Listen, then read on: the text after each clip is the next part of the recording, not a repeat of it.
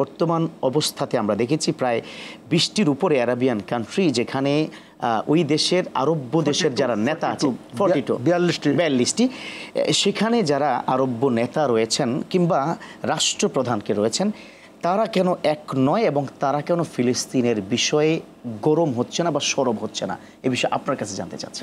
এ ব্যাপারে বিশ্বনবী সাল্লাল্লাহু আলাইহি ওয়াসাল্লাম একটি ভবিষ্যৎবাণী করেছেন।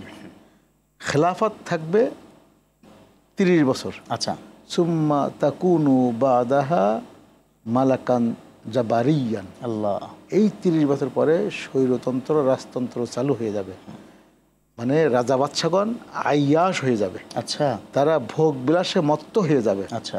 সে কারণে যখন মানুষ ওয়াল আখিরাতু খায়রু ওয়া আবকা, আখিরাত আপনার আমার জন্য অতি উত্তম এবং চিরস্থায়ী, এই চিন্তা বাদ দিয়ে যদি কেউ বস্তুবাদী বালতু সিরুনাল হায়াতাদ দুনিয়া, দুনিয়ার জীবনকে বেশি প্রাধান্য দেয়, আমি বেশি খাবো, আমার বেশি দরকার, আমার বেশি সাজগোজ দরকার, আমার বেশি প্রয়োজন, আমার অনেক কিছু দরকার, এজন্য যেভাবেই হোক অন্যায় দুর্নীতি করে আহরণ করতে হবে সম্পদ, এই যে আরাম আয়েশের প্রতি বেশি যদি ভোগবিলাসে মত্ত হয়ে যায়, তখনই মানুষ রিস্ক নিয়ে ইসলামকে, ইসলামী বিধানকে, মানবতাকে অন করার মতন আর মানসিকতা তার থাকে না।